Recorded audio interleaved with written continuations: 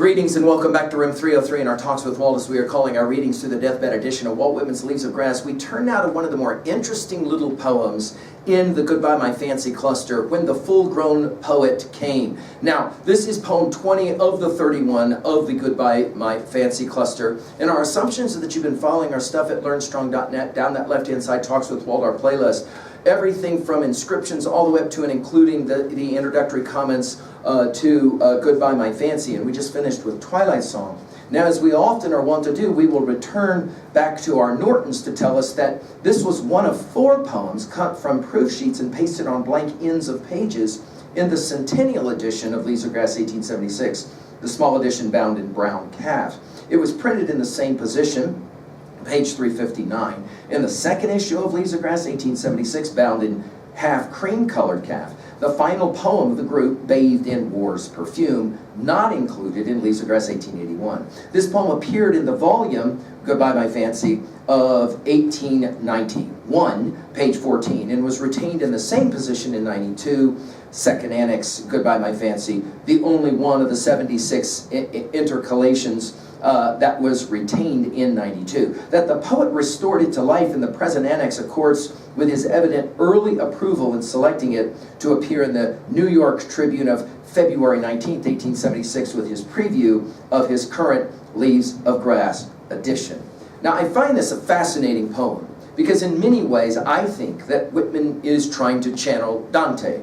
And we're gonna remember that there was that moment in Dante when he meets those great poets in Limbo, and we're playing a very similar kind of game here. Notice full-grown here is going to take us back to Spontaneous Me, Full-Grown Lady Flower, and to Faces Part 4, Full-Grown Lily's Face. Interesting, full-grown there having to do with growth as it relates to plants. Here it's going to be a poet. And of course, with the word came, we're immediately being reminded of the first word of the entire text, deathbed edition, the word come. Notice it's not old that is used, but full grown. When the full-grown poet came, out spake pleased nature, notice capitalized. The round and passive globe, with all its shows of day and night, notice in parenthetics, saying, he is mine. I think here almost of, you'll remember the lady of with the dice on the deck of the ship, the ghost ship of Rime of the Ancient Mariner, calling, he is mine, notice in italics. But outspake to the soul of man, notice also capitalized, so notice nature versus soul. Proud, jealous, unreconciled, that is, back to our trinities. Nay, he is mine alone. So we have a bit of tension here going on between nature and the soul. Notice the dash. Then the full-grown poet stood between the two and took each by the hand. Now this holding of the hand, as I've said, when Whitman plays this game in Leaves of Grass, I think he learned a lot of this from his study of Paradise Lost. By the hand, and today and ever so stands as blender, uniter, tightly holding hands. Again, go back to the final lines of Paradise Lost. By the way, blender gets used one time in Leaves of Grass, and it's right here, which he will never release until he reconciles the two. Notice it was unreconciled, jealous, unreconciled earlier. Now it's reconciles the two. And wholly and, we're not going to be shocked by this word, joyously blends them. By the way, the word blends gets used one and only one time in Leaves of Grass, and it's right here. I'm fascinated by the fact that here we are with just a few poems remaining in all of Leaves of Grass, and we're still getting words that are only used one time in Leaves of Grass in some of these poems.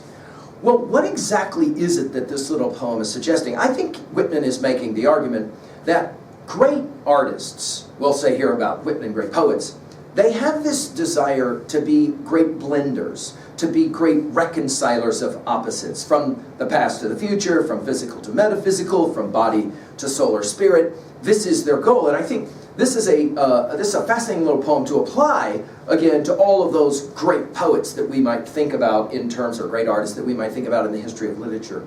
At 2b, I love the use of the italics here. Do you see it? He is mine, nay, he is mine alone. This tension is being created with the use of the italics. At 3a, well, we mentioned Milton's Paradise Lost, the 1667 poem. We've given full lectures at learnstrong.net over each of the books. Just go back and read those final lines as Adam and Eve are leaving paradise hand in hand, ready to go into the world. And obviously reconcile the fact that they are now being jettisoned from Eden. Finally, at 3b, what do you think is the best, can I ask it now this way, blender in your estimation that we've studied together or that you've read on your own?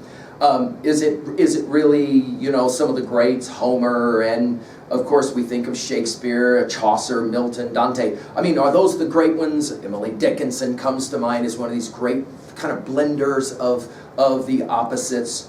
And to what degree do you think of Whitman in that camp? I'm certainly hopeful that you will begin to think of him increasingly more and more as a great blender, an integralist. Thank you.